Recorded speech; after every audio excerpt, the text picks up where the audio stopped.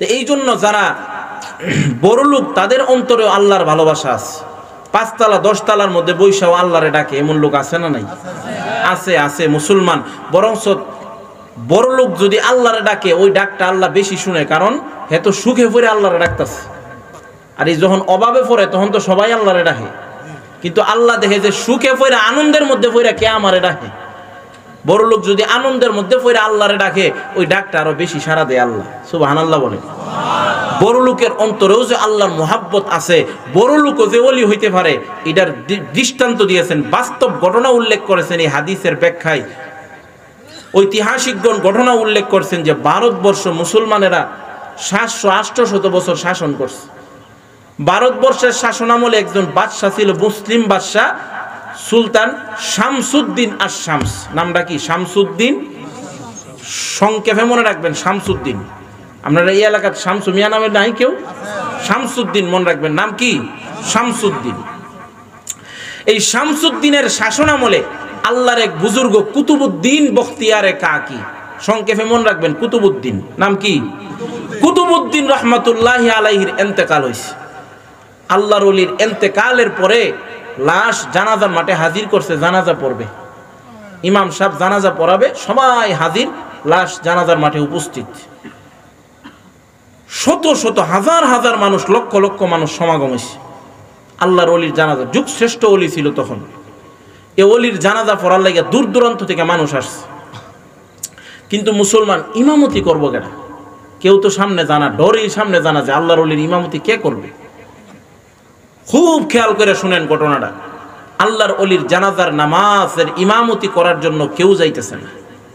মুসলমান দীর্ঘক্ষণ সময় অতিবাহিত হয়ে গেল।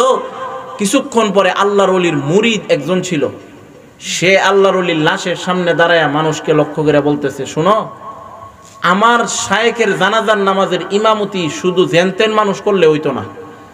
আমার পীর যখন মারা গেছে, মারা যাওয়ার আগে আমি ওনার সামনে উপস্থিত ছিলাম। উনি আমাকে বলছেন যে আমার জানাজার নামাজের ইমামতি যেই ব্যক্তি করবে 4টা গুণ তার মধ্যে থাকতে হবে। কয় গুণ? জোরে বলেন, কয় গুণ? জোরে, আরো জোরে। খেয়াল করে আমার ভাইরা, আল্লাহর ওলি কুতুবউদ্দিন বখতিয়ারে কাকি রহমাতুল্লাহি আলাইহির জানাজার নামাজের ইমামের 1 নম্বরের গুণ হবে যে ব্যক্তি বালেগ হওয়ার পর থেকে কোনোদিন কোনো বেগানা মহিলার দিকে দৃষ্টি দেয় নাই। কালহা কয়েন সুবহানাল্লাহ। মুসলমানেরা,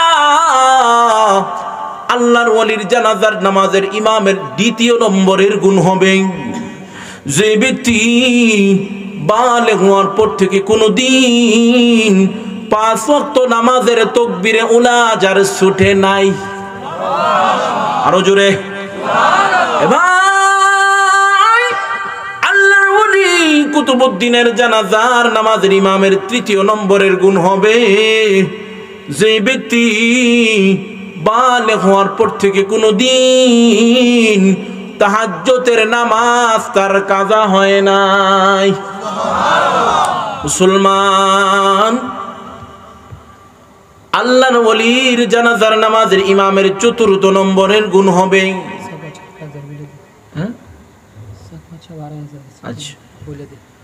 আল্লাহর ওলির জানাজার নামাজের ইমামের 4 নম্বরের গুণ হবে যেই ব্যক্তি বালেগ হওয়ার পর থেকে কোনোদিন আসরের 4 রাকাত সুন্নত তার ছুটে নাই।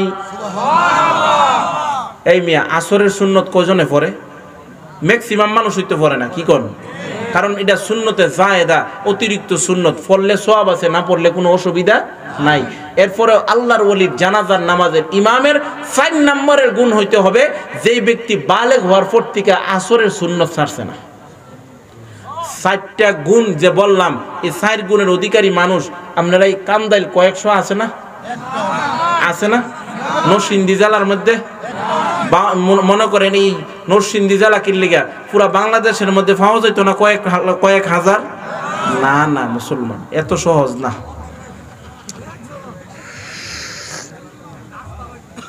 বাড়ি চালান ছিলেন নি? বাড়ি চালান বাড়ি চালান দিয়ে হইতেন না, তুলা রাশি দিয়া যদি বাড়ি চালান দেন এরপরও হইতেন না। 60টা গুণ যেই ব্যক্তির মধ্যে থাকবে ওই ব্যক্তি জানাজা পড়াইবে, আল্লাহর ওলি কয়ে গেছে। মুসলমান দীর্ঘক্ষণ সময় তো চলে গেছে, কেউ তো সামনের দিকে যাইতেছে না, সবাই শুধু শূন্য স্তব্ধ হয়ে রয়েছে। আর উপস্থিত মানুষ দেখতে চাইতেছে এই 60টা গুণের অধিকারী মানুষটা কেডা, এই মানুষটারে দেখার জন্য সবার মধ্যে কৌতূহল। আমার ভাইয়েরা, হ্যাঁ মুসলমানেরা, দীর্ঘক্ষণ সময় অতিবাহিত হয়ে গেল, আল্লাহর ওলির জানাজা পড়ানোর জন্য কেউ যাচ্ছে না, কেউ সামনের দিকে অগ্রসর হচ্ছে না। হ্যাঁ মুসলমানেরা, শেষ মুহূর্তে সবাই বলতে শুরু করেছে এই 4 গুণের অধিকারী মানুষও পাওয়া যাবে না, আল্লাহর ওলির জানাজার নামাজ আজকে পড়া সম্ভব হবে না। সবাই এক পর্যায়ে হতাশ হয়ে পড়েছে। ঠিক এই মুহূর্তে সবাই যখন হতাশ হয়ে পড়ছে, আল্লাহর কুদরত বোঝা যায় না, আল্লাহর কুদরত বোঝা যায় না। হ্যাঁ মুসলমানেরা, সবাই দাঁড়ায় আছে, স্তব্ধ হয়ে দাঁড়িয়ে আছে।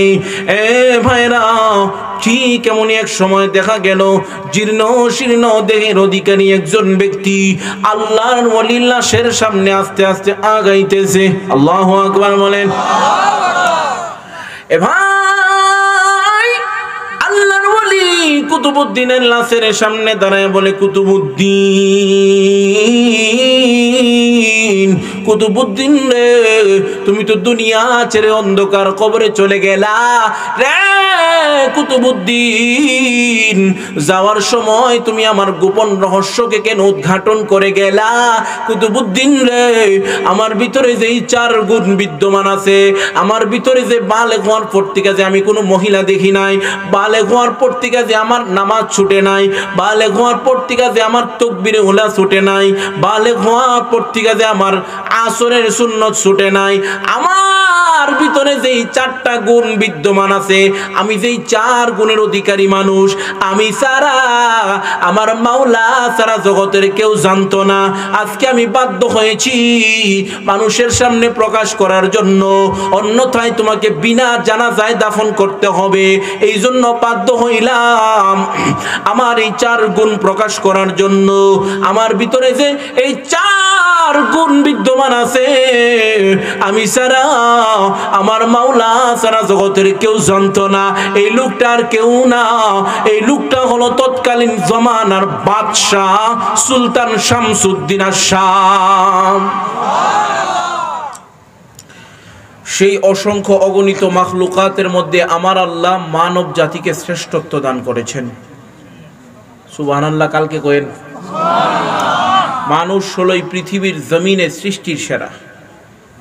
প্রশ্ন হয়, মানুষ যদি সৃষ্টির সেরা হয়, হিন্দু খ্রিস্টান বুদ্ধ নাসারা তারাও সৃষ্টির সেরা? কথা বলেন কেন? তারাও তো মানুষ, সৃষ্টির সেরা নয় কেন? হাফিজ ইবনে কাসির ওনার বিখ্যাত গ্রন্থ তাফসীর ইবনে কাসিরের মধ্যে জবাব দিয়েছেন যে আল্লাহ এই পৃথিবীতে মানুষকে শ্রেষ্ঠত্ব দিয়েছেন, তবে সব মানুষ নয়। যেই মানুষের মধ্যে 2টি গুণ থাকবে ওই মানুষ আল্লাহর কাছে সৃষ্টির সেরা। যেই মানুষের মধ্যে 2টি গুণ থাকবে ওই মানুষ আল্লাহর কাছে সৃষ্টির সেরা। পক্ষান্তরে 2টি গুণ যদি না থাকে ওই মানুষটি আল্লাহর কাছে সৃষ্টির সেরা নয়। ইবনে কাসির বলেন, 2টি গুণ যেই মানুষের মধ্যে থাকবে ওই মানুষ আল্লাহর কাছে আল্লাহর সম্মানিত ফেরেশতা জিব্রাইলের চেয়ে আরো দামি। সুবহানাল্লাহ বলেন। পক্ষান্তরে 2টি গুণ যদি না থাকে ওই মানুষটি আল্লাহর কাছে কুকুর, শ্রীগাল, বিড়ালের চেয়ে আরো নিকৃষ্ট। 2টি গুণ কি? 1 নম্বরের গুণ হলো ঈমান, 2 নম্বরের গুণ হলো নেক আমল। ঈমান আর নেক আমল যদি না থাকে, ভাই ঈমানের চেয়ে বড় কোনো দৌলত এই দুনিয়ার জমিনে নাই। টাকা পয়সা, ধন দৌলত, গাড়ি বাড়ি, জমি জামা যা আছে, প্রাইভেট কার বলেন, প্রাডো বলেন, যত মডেলের যত গাড়ি বলেন, মার্সিডিজ বলেন, আরো যত গাড়ি আছে, BMW আছে, কত গাড়ি আছে না এখন? একবারে BMW থেকে শুরু করে অটো রিক্সা পর্যন্ত যা আছে, অটো রিক্সা কেন বললাম, কারণ যে একটা অটো রিক্সা আছে যে গরিব হের কাছে ইডাই BMW। কি বলেন? যে গরিব, যে ইডা দিয়া সঞ্চয় মানে ইডা দিয়া যে রিজিক অন্বেষণ করে, ইডা দিয়া যে আপনার ভাড়া মাইরা তার ফ্যামিলিরে খাওয়ায়, ইডাই তার কাছে BMW। হে যে ইডা চালা হেরে জিগায়েন, হের কাছে আনন্দ লাগে BMWর মতো। কি বলেন? এবং 100% হালাল ইনকাম। কি বলেন? এবং হ্যাঁ খুব শান্তিতে আছে। BMWতে চৈরাও এত শান্তিতে নাই, হে অটো রিক্সা চালায় দিয়ে শান্তিতে আছে। কারণ দিন আনে দিন খায়, এর কোনো টেনশন নাই, এর ঘুমাইতে ট্যাবলেট লাগে না। আর যারা BMW ওয়ালা তাদের ঘুমাইতে ট্যাবলেট 2টা 3টা দিলেও হয় না, কারণ ভিতরে উপরে দিয়া টাকা আছে, উপর দিয়া টাকার আনন্দ উল্লাস আছে, কিন্তু ভিতরে শুধু গরম আর গরম। বিছানা ফুমের বিছানা দিলে কি হবে যদি ভিতরে শান্তি না থাকে? আর যে বেড়ার ভিতরে শান্তি আছে তার ফুমের বিছানা লাগে না, তার ফ্লোরের মধ্যে শুলেই ঘুমায় তার, কারণ ভিতর শান্তি আছে। তো বলছিলাম যত সম্পদ এই পৃথিবীতে আছে সবচাইতে মূল্যবান এবং সবচাইতে দামি সম্পদের নাম কি?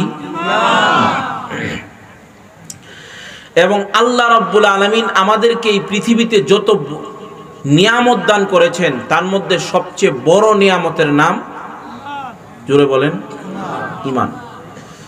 আল্লাহ তো আমাদেরকে অসংখ্য অগণিত নিয়ামত দান করেছেন। মাছ যেমন পানির মধ্যে ডুবে থাকে, পানির মধ্যে হাবুডুবু খায়, মাছের জীবন কি? পানি ছাড়া মাছের কোনো উপায় আছে? মাছের জন্য জীবন হচ্ছে পানি, আর বান্দার জন্য জীবন হচ্ছে আল্লাহর নিয়ামত। আল্লাহর নিয়ামত ছাড়া বান্দার কোনো উপায় নাই। আপনি চলতে ফিরতে, উঠতে বসতে, খাইতে ঘুমাইতে দুনিয়ার এমন কোনো কাজ নাই যেই কাজে আপনার আল্লাহর নিয়ামত লুকায়িত নাই। কি বলেন? মনে করেন আপনি আপনার দেহের দিকে তাকান, আল্লাহ কি বলছেন? তাফাক্কারু ফি খালকিল্লাহ ওয়ালা তাতাফাক্কারু ফিল্লাহ। যে নিজের নিয়ে চিন্তা করো, সৃষ্টির নিয়ে চিন্তা করো, আল্লাহরে চিনতে পারবা। আল্লাহরে নিয়ে চিন্তা করো না। আল্লাহরে নিয়ে চিন্তা করার মতন ব্রেইন আল্লাহ তোমারে দেই নাই। এটারে নিয়ে যদি তুমি চিন্তা করো যে আল্লাহ কেমন, কি এই সেই, তাহলে তুমি শেষ মুহূর্তে নাস্তিক হইবা। নিজের নিয়ে চিন্তা করো। কিভাবে? বলে তোমার শারীরিক অঙ্গের দিকেই তুমি তাকাও।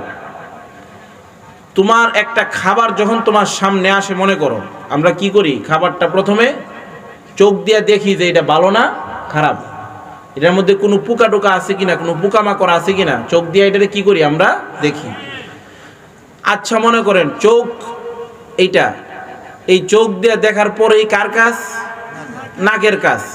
নাকটা যদি মনে করেন আল্লাহ নিয়ে এই পিছন দিয়ে দিত পিঠের মধ্যে, তখন খাবারের প্লেটটা দইরা এই পিছনে নিতে হইতো। কি বলেন? এই নাকের পরেই যখন নাক চোখ বলে যে না খাবারটা ঠিক আছে, তার মধ্যে কোনো ভেজাল নাই, পোকামাকড় নাই, নাক সাথে সাথেই সিগন্যাল দেয় যে তুমি ঘ্রাণ নাও। নাক যখন ঘ্রাণ নিয়ে বলে যে না খাবারটা ভালো, 100 কোনো বাসি না, কোনো পচা দুর্গন্ধ নাই তার মধ্যে, জিহ্বা বলে আর দেরি নয়। জিহ্বা কি বলে? আর দেরি নয়। এখন চোখের পরক্ষণই আল্লাহ তাআলা সাথে সাথেই নাকটারে দিয়া দিলেন, আর নাকের পরক্ষণই আল্লাহ সাথে সাথে মুখ দিয়ে দিলেন, জিহ্বা দিয়ে দিলেন। মানে তুমি চোখ দিয়া দেখবা, সাথে সাথেই নাক দিয়া ঘ্রাণ নিবা, এর সাথে সাথেই আল্লাহ একটার পরে একটা আল্লাহ অঙ্গ প্রত্যঙ্গকে ফিট করে দিয়েছেন। মানে যেটার পরে যেটার প্রয়োজন সিরিয়ালি আল্লাহ দিয়ে দিছে। সুবহানাল্লাহ বলতে ইচ্ছা করে না? মান আরাফা নাফসাহু ফাকাদ আরাফা রাব্বা। যে নিজেরে চিনে সে আল্লাহরে চিনে। যে নিজেরে চিনে সে আল্লাহরে চিনে। যে নিজেরে চিনে না সে আল্লাহরেও চিনে না। বলতেছিলাম আল্লাহর অসংখ্য অগণিত নিয়ামতের সাগরে আমরা ডুবে আছি। আল্লাহ নিজেই বলছেন, وَإِن تَعُدُّوا نِعْمَةَ اللَّهِ لَا تُحْصُوهَا وَإِن تَعُدُّوا نِعْمَةَ اللَّهِ لَا تُحْصُوهَا إِنَّ الْإِنسَانَ لَظَلُومٌ كَفَّارٌ।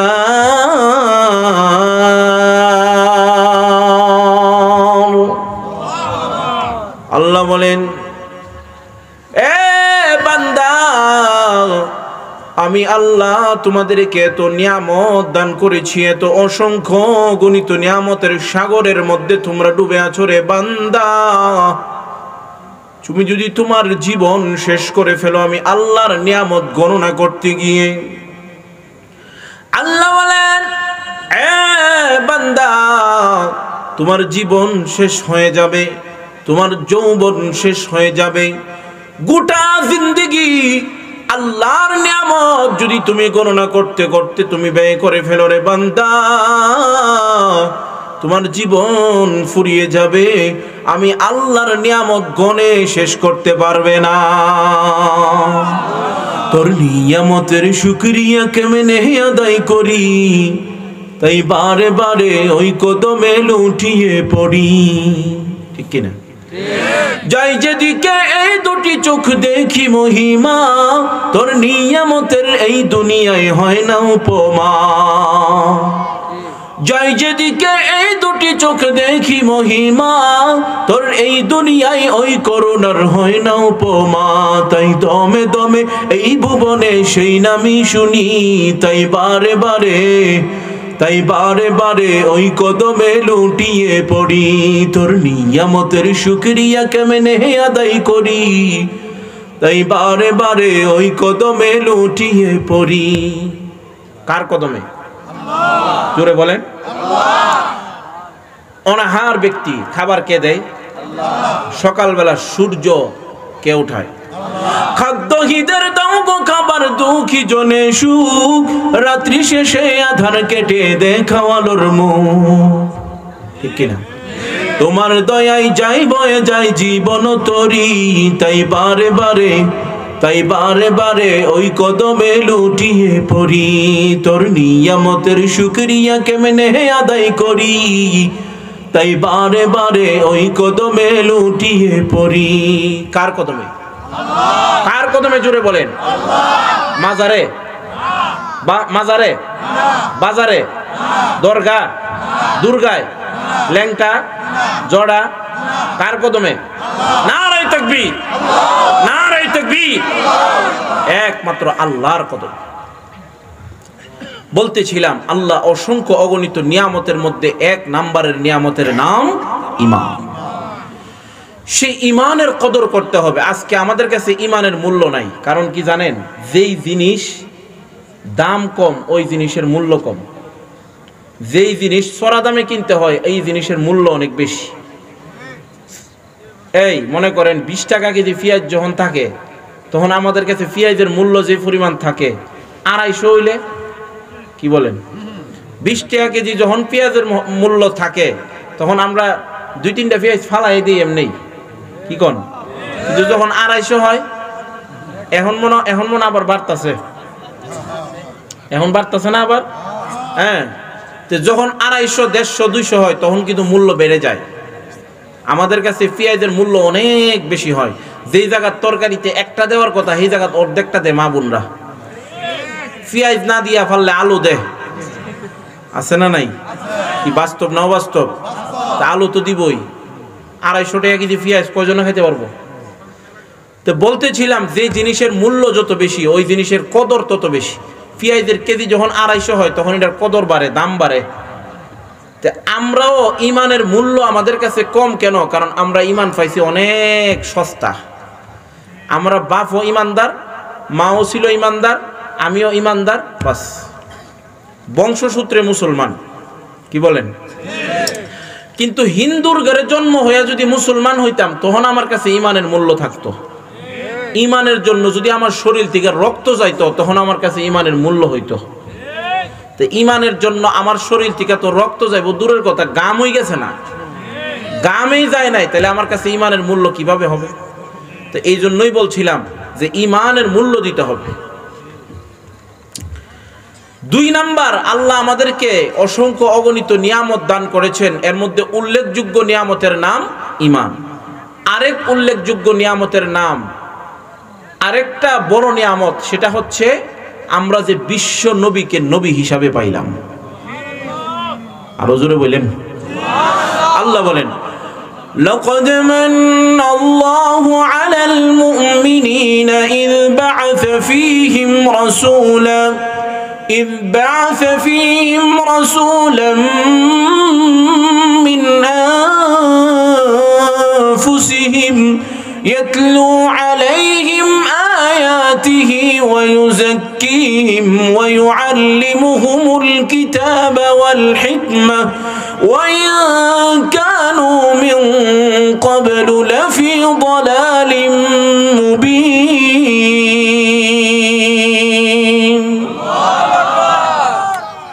الله বলে যে আমি আল্লাহ বিশ্ব নবীকে নবী হিসাবে পাঠাইয়া তোমাদের জন্য তোমাদেরকে ওই নবীর উম্মত বানায়া আমি আল্লাহ তোমাদের উপর দয়া করছি।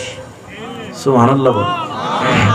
আমি আল্লাহ চাইলে তোমাকে আদম নবীর উম্মত বানাইতে পারতাম, ইব্রাহিমের উম্মত বানাইতে পারতাম, মুসার উম্মত বানাইতে পারতাম, নূহ নবীর উম্মত বানাইতে পারতাম, ইসহাকের উম্মত বানাইতে পারতাম। 1,24,000 পয়গম্বরের মধ্যে যত পয়গম্বর দুনিয়ার থেকে চলে গেছে সবার উম্মত বানাইতে পারতাম, অন্য কাহারও উম্মত বানাইতে পারতাম। আমি আল্লাহ তোমাকে আদম নবীর উম্মত বানাই নাই, নূহ নবীর উম্মত বানাই নাই, ইব্রাহিমের উম্মত বানাই নাই, ইসমাঈলের উম্মত বানাই নাই, ইসহাকের উম্মত বানাই নাই, ইয়াকুব ইউসুফ আলা নবী সালামের উম্মত না বানায়া মুসা নবীর উম্মত বানাই নাই, ঈসা রূহুল্লাহর উম্মত বানাই নাই। সবাই কি ছোট নবী না বড় নবী? ছোট না বড়? কোন ছোট আছে কেউ? না। মুসা কালিমুল্লাহর উম্মত বানাইতে পারতাম, বানাই নাই।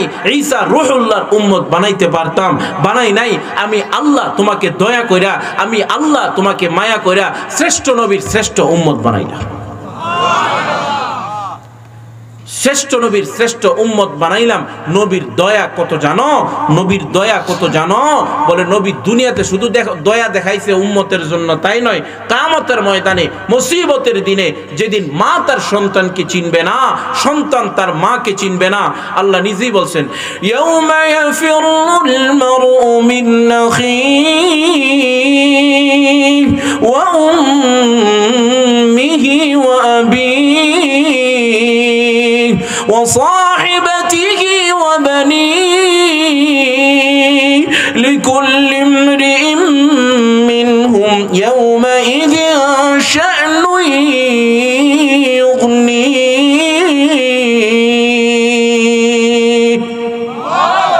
মা সন্তানকে চিনবে না, সন্তান মাকে চিনবে না, সবাই শুধু পলায়ন করবে।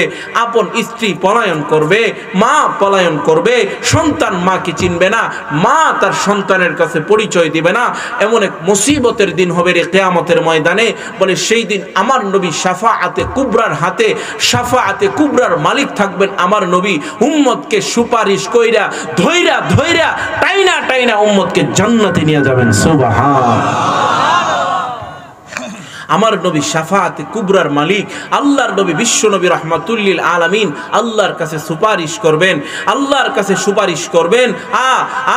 ভাই শাফাআতে কুবরা কি জিনিস? ও ভাই, কোন নবী যতক্ষণ পর্যন্ত জান্নাতে না ঢুকবে, আমার নবী যতক্ষণ পর্যন্ত জান্নাতে না ঢুকবে, কোন নবী জান্নাতে ঢোকার কোনো সুযোগই নাই। কেন কেন কেন? বলে জান্নাতের গেট তো থাকবে তালা, জান্নাতের চাবি থাকবে আমার নবীর কাছে। আল্লাহর নবী বলেন মাফাতিহুল জান্নাতি বিয়াদি ইয়াউমাল কিয়ামা। আল্লাহর নবী বিশ্ব নবী রাহমাতুল লিল আলামিন বলেন কিয়ামতের ময়দানে মুসিবতের দিনে এ উম্মত, জান্নাতের চাবি আমি বিশ্ব নবীর হাতে থাকবে। সুবহানাল্লাহ। নবীজি উম্মতকে উম্মতের জন্য সুপারিশ করবেন। এ ভাই, উম্মতের জন্য সুপারিশ করবেন। কি সুপারিশ রে ভাই? ভাই, সমস্ত মানুষ কিয়ামতের ময়দানে দাঁড়ায় থাকবে। একদিন দুই দিন নয়, 1 মাস 2 মাস নয়, 1 বছর 2 বছর নয়, 100 বছর 200 বছর নয়। আল্লাহর কোরআনের ভাষায় আল্লাহ বলেন ইউদাব্বিরুল আমরা মিনাস সামাই ইলাল আরদি সুম্মা ইয়ারুজু ইলাইহি ثم يعرج إليه في يوم كان مقداره ألف سنة مما تعدون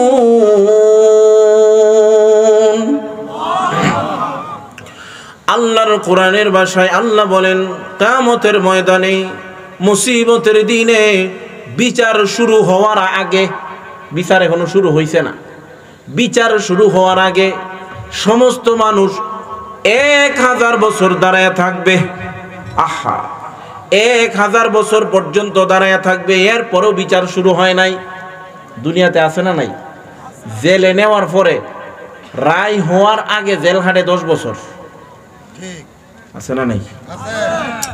জেলে দইরা নিছে গা, এখন মামলা খালি ঘুরতাছে ঘুরতাছে ঘুরতাছে ঘুরতাছে, রায় হওয়ার আগেই 10 বছর জেল খাইটালা।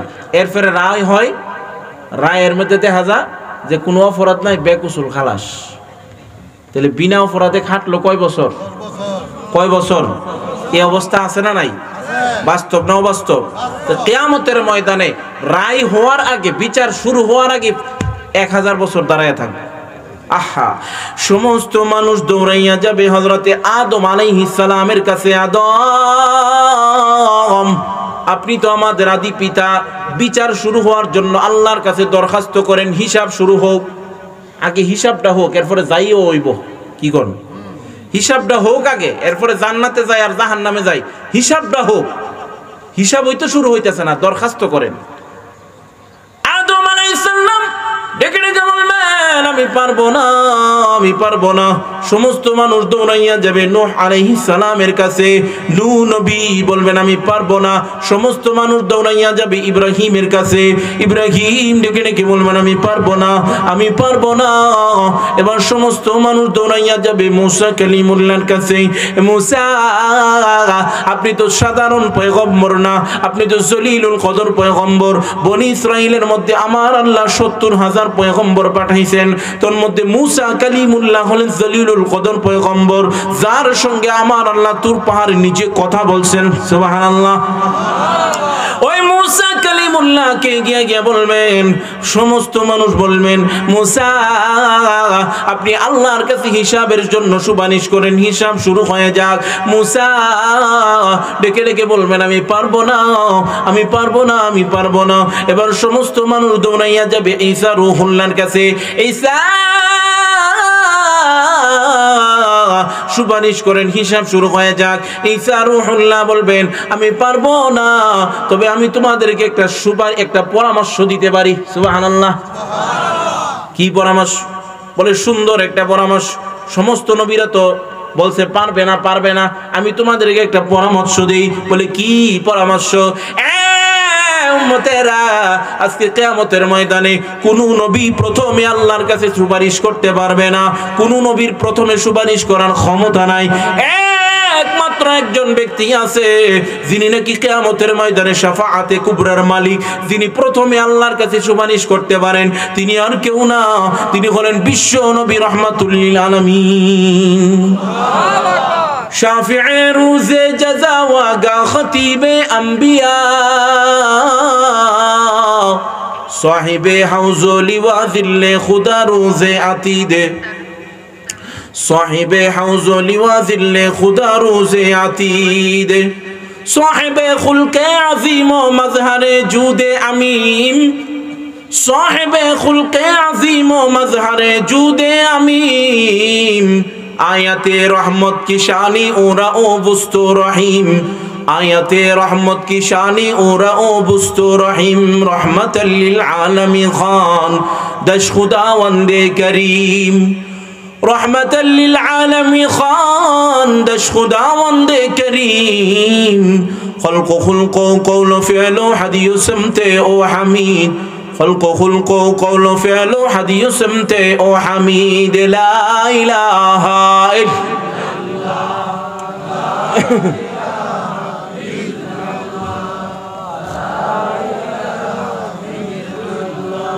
لا اله الا الله،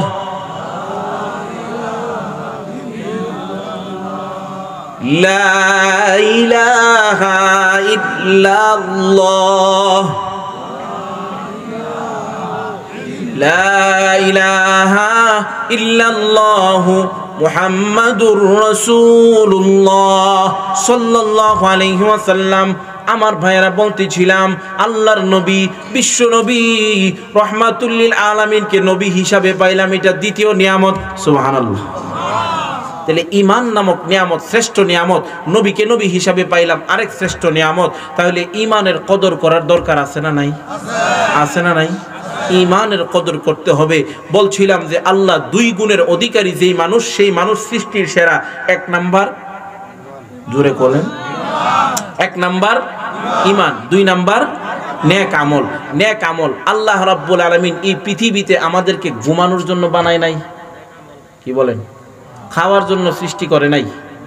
খাওয়ার জন্য মানুষ বানানোর দরকার ছিল? ঘুমানোর জন্য, ব্যবসা করার লাগে? হ্যাঁ করব, সেটা আমাদের আনুষঙ্গিক কাজ, প্রাসঙ্গিক কাজ, কিন্তু আসল উদ্দেশ্য হলো আল্লাহর গোলামি করা, আল্লাহর দাসত্ব করা। আল্লাহ নিজেই বলছেন, ওমা খালাকুতুল জিন্না ওয়াল ইনসা ইল্লা লিয়াবুদুন।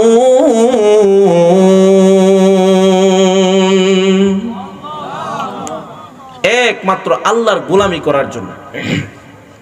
কিন্তু আমাদের অবস্থা হয়েছে আজকে আল্লাহর গোলামিরে আমরা ফালাই দিছি, ইবাদতের ফালাই দিছি পিছনে, আর যত দুনিয়ার কাম আছে সব আমরা সামনে নিয়ে বসছি। কি ঠিক নাও? ঠিক। দুনিয়ার যত কাজ আছে সব আমরা আগে করি, আর আল্লাহর ইবাদত বলে নামাজটা পড়েন না ভাই, বলে নামাজ, কাপড়টা বালানা, কাপড়টা কি না বালানা। কত ধরনের উজুহাত যে দেখা নামাজের কথা কইলে, কাপড়টা বালানা, কাপড়টা নাফাক, হ্যাঁ, এরপরে গোসল করছি না, পেশাব করে পানি লইছি না। কিরে তুই মুসলমান, তুই পেশাব করে পানি লস না? লজ্জা করে না বলত যে নামাজ ফরজ না, এটাই ভালো, আবার মুত্তা পানি লস না, এই কথাটা কেমনে কস মানুষের কাছে? বেহায়া। আল্লাহ বুঝার তৌফিক দান করুন। এই শুনেন, আমাদের অবস্থা হয়েছে সম্পূর্ণ উল্টা। খারাপ লাগতেছে? উল্টা, যেইডারে আগে আননের ইডারে পিছে নিয়ে নিছি গা, আর যেডারে পিছে আননের ইডারে আগে লয়ে পড়ছি। যেডারে আগে আননের ইডারে পিছে নিছি, আর যেডারে পিছে রাহনের ইডারে আগে লয়ে পড়ছি। এই উল্টা অবস্থাটার কথা আমি এখন বলতেছি, শুধু আমার জবান দিয়ে না, বিশ্বনবী 1450 বছর আগে বলছেন যে আখিরি জমানার কিছু উম্মতের অবস্থা হবে উল্টা। অর্থাৎ যিনি মহাব্বত করার, যেই সমস্ত জিনিসকে মহাব্বত করার, ওই সমস্ত জিনিসকে তারা ভুলে যাবে, আর যেগুলাকে ভুলে যাওয়ার কথা ওই সমস্ত জিনিসকে খুব বেশি মহাব্বত করবে। এর নামই তো উল্টা। কি বলেন? আলোচনা বুঝেন, কথা বুঝেন? আল্লাহর নবী বলেন, এক নাম্বার আল্লাহর নবী বলছেন যে 5টা অবস্থা হবে উম্মতের। এই 5টা অবস্থাও শেষ, আমার আলোচনাও শেষ। 5টা অবস্থা হবে, খুব গুরুত্বপূর্ণ এই 5টা জিনিস। লক্ষ্য করেন, 5টা জিনিসকে তারা ভালোবাসবে। নবী বলেন যে কিন্তু তাদের উচিত ছিল এই 5টা জিনিসকে ভুলে যাওয়া। অপর 5টা জিনিস, যে 5টি জিনিসকে তারা ভুলে যাবে, কিন্তু তাদের উচিত ছিল এই 5টি জিনিসকে খুব বেশি বেশি স্মরণ করা। 5টা জিনিস শোনার দরকার আছে না নাই? আল্লাহর নবী বলেন, এক নাম্বার, ইউহিব্বুনাদ দুনিয়া ওয়া ইয়ানসাউনাল আখিরা। আল্লাহর নবী, বিশ্ব নবী রহমাতুল লিল আলামিন বলেন, আমার আখিরি জমানার উম্মতের 1 নম্বরের অবস্থা হবে, দুনিয়া নামক ক্ষণস্থায়ী জিন্দেগির জন্য তাদের এত ভালোবাসা হবে, দুনিয়ার জীবনের জন্য তাদের এত মায়া হবে, কিন্তু আখিরাত নামক চিরস্থায়ী জিন্দেগির কথা তারা সম্পূর্ণ ভুলে যাবে। আছে না নাই? দুনিয়ার প্রতি মহাব্বত, আখিরাতকে ভুলে যায় এমন লোক খুব কম নাকি?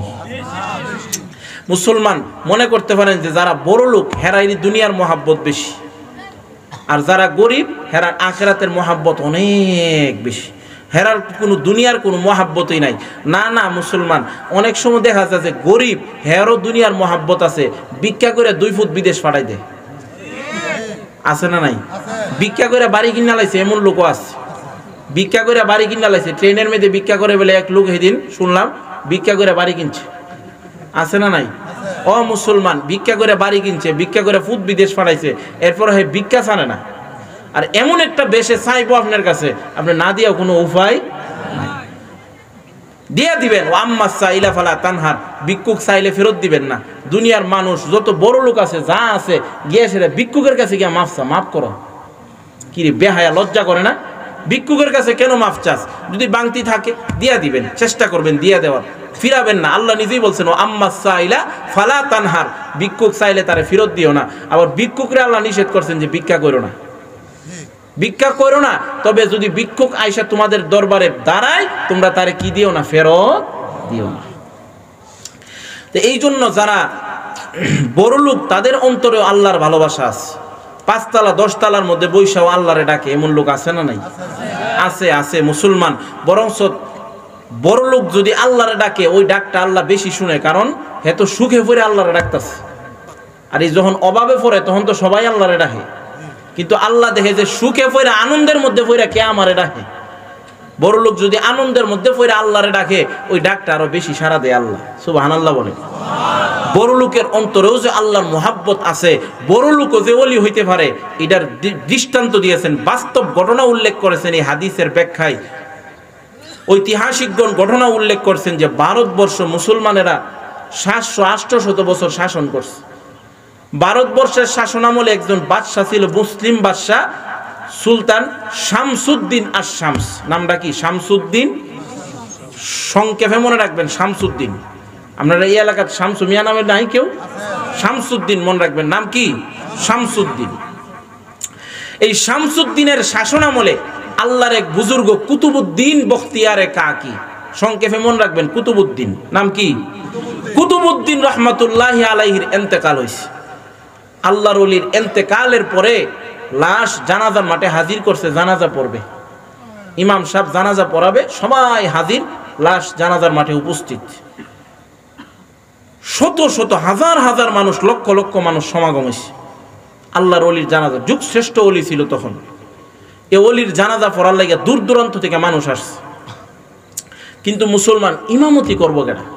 কেউ তো সামনে জানা, ডরেই সামনে জানা যে আল্লাহর ওলির ইমামতি কে করবে। খুব খেয়াল করে শুনেন ঘটনাটা। আল্লাহর ওলির জানাজার নামাজের ইমামতি করার জন্য কেউ যাইতেছে না। মুসলমান দীর্ঘক্ষণ সময় অতিবাহিত হয়ে গেল। কিছুক্ষণ পরে আল্লাহর ওলির মুরিদ একজন ছিল, সে আল্লাহর ওলির লাশের সামনে দাঁড়ায় মানুষকে লক্ষ্য করে বলতেছে, শোনো, আমার শায়েখের জানাজার নামাজের ইমামতি শুধু জেনতেন মানুষ করলে হইতো না। আমার পীর যখন মারা গেছে, মারা যাওয়ার আগে আমি ওনার সামনে উপস্থিত ছিলাম। উনি আমাকে বলছেন যে আমার জানাজার নামাজের ইমামতি যেই ব্যক্তি করবে 4টা গুণ তার মধ্যে থাকতে হবে। কয় গুণ? জোরে বলেন, কয় গুণ? জোরে, আরো জোরে। খেয়াল করে আমার ভাইরা, আল্লাহর ওলি কুতুবউদ্দিন বখতিয়ারে কাকি রহমাতুল্লাহি আলাইহির জানাজার নামাজের ইমামের 1 নম্বরের গুণ হবে যে ব্যক্তি বালেগ হওয়ার পর থেকে কোনোদিন কোনো বেগানা মহিলার দিকে দৃষ্টি দেয় নাই। কালহা কয়েন সুবহানাল্লাহ। মুসলমানেরা, আল্লাহর ওলির জানাজার নামাজের ইমামের 2 নম্বরের গুণ হবে যে ব্যক্তি বালেগ হওয়ার পর থেকে কোনোদিন 5 ওয়াক্ত নামাজের তাকবীরে উলা যার ছুটে নাই। আরো জোরে। এবার আল্লাহর ওলি কুতুবউদ্দিনের জানাজার নামাজের ইমামের 3 নম্বরের গুণ হবে যে ব্যক্তি বালেগ হওয়ার পর থেকে কোনোদিন তাহাজ্জুদের নামাজ তার কাজা হয় নাই। মুসলমান, আল্লাহর ওলির জানাজার নামাজের ইমামের 4 নম্বরের গুণ হবে,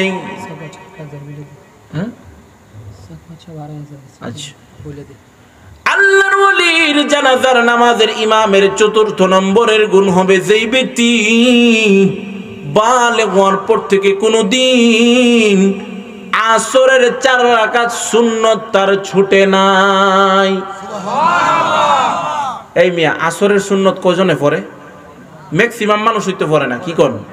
কারণ এটা সুন্নতে জায়েদা, অতিরিক্ত সুন্নত। পড়লে সওয়াব আছে, না পড়লে কোনো অসুবিধা নাই। এরপরে আল্লাহর ওলির জানাজার নামাজের ইমামের 4 নম্বরের গুণ হইতে হবে যেই ব্যক্তি বালেগ হওয়ার পর থেকে আসরের সুন্নত ছাড়ছে না। 4টা গুণ যে বললাম, এই 4 গুণের অধিকারী মানুষ আপনারা এই কান্দাইল কয়েকশো আছে না? আছে না? নরসিংদী জেলার মধ্যে মনে করেন এই নরসিংদী জেলা কিল্লিগা পুরা বাংলাদেশের মধ্যে পাওয়া যেত না কয়েক হাজার? না না, মুসলমান এত সহজ না।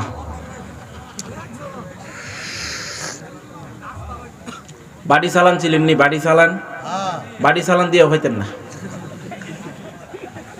তুলা রাশি দিয়া যদি বাড়ি চালান দেন এরপরও হইতেন না। 4টা গুণ যেই ব্যক্তির মধ্যে থাকবে ওই ব্যক্তি জানাজা পড়াইবে, আল্লাহর ওলি কয়ে গেছে। মুসলমান দীর্ঘক্ষণ সময় তো চলে গেছে, কেউ তো সামনের দিকে যাইতেছে না, সবাই শুধু শূন্য স্তব্ধ হয়ে রয়েছে। আর উপস্থিত মানুষ দেখতে চাইতেছে এই 4টা গুণের অধিকারী মানুষটা কেডা, এই মানুষটারে দেখার জন্য সবার মধ্যে কৌতূহল। আমার ভাইয়েরা, হ্যাঁ মুসলমানেরা, দীর্ঘক্ষণ সময় অতিবাহিত হয়ে গেল, আল্লাহর ওলির জানাজা পড়ানোর জন্য কেউ যাচ্ছে না, কেউ সামনের দিকে অগ্রসর হচ্ছে না। হ্যাঁ মুসলমানেরা, শেষ মুহূর্তে সবাই বলতে শুরু করেছে এই 4 গুণের অধিকারী মানুষও পাওয়া যাবে না, আল্লাহর ওলির জানাজার নামাজও আজকে পড়া সম্ভব হবে না। সবাই এক পর্যায়ে হতাশ হয়ে পড়েছে। ঠিক এই মুহূর্তে সবাই যখন হতাশ হয়ে পড়ছে, আল্লাহর কুদরত বোঝা যায় না, আল্লাহর কুদরত বোঝা যায় না। হ্যাঁ মুসলমানেরা, সবাই দাঁড়ায় আছে, স্তব্ধ হয়ে দাঁড়িয়ে আছে। এ ভাইরা, ঠিক এমনই এক সময় দেখা গেল জীর্ণ শীর্ণ দেহের অধিকারী একজন ব্যক্তি আল্লাহর ওলির লাশের সামনে আস্তে আস্তে আগাইতেছে। আল্লাহু আকবার বলেন। এ ভাই, আল্লাহর ওলি কুতুবউদ্দিনের লাশের সামনে দাঁড়ায় বলে, কুতুবউদ্দিন রে, তুমি তো দুনিয়া ছেড়ে অন্ধকার কবরে চলে গেলা রে কুতুবউদ্দিন, যাওয়ার সময় তুমি আমার গোপন রহস্যকে কেন উদ্ঘাটন করে গেলা? কুতুবউদ্দিন রে, আমার ভিতরে যেই 4 গুণ বিদ্যমান আছে, আমার ভিতরে যে বালেগ হওয়ার পর থেকে যে আমি কোনো মহিলা দেখি নাই, বালেগ হওয়ার পর থেকে যে আমার নামাজ ছুটে নাই, বালেগ হওয়ার পর থেকে যে আমার তাকবীরে উলা ছুটে নাই, বালেগ হওয়ার পর থেকে যে আমার আসরের সুন্নত ছুটে নাই, আমার ভিতরে যেই 4টা গুণ বিদ্যমান আছে, আমি যেই 4 গুণের অধিকারী মানুষ, আমি ছাড়া আমার মাওলা ছাড়া জগতের কেউ জানতো না। আজকে আমি বাধ্য হয়েছি মানুষের সামনে প্রকাশ করার জন্য, অন্যথায় তোমাকে বিনা জানাজায় দাফন করতে হবে। এই জন্য বাধ্য হইলাম আমার এই 4 গুণ প্রকাশ করার জন্য। আমার ভিতরে যে এই 4 গুণ বিদ্যমান আছে, আমি ছাড়া আমার মাওলা ছাড়া জগতের কেউ জানতো না। এই লোকটার কেউ না, এই লোকটা হলো তৎকালীন জমানার বাদশাহ সুলতান শামসুদ্দিন আশ-শাম।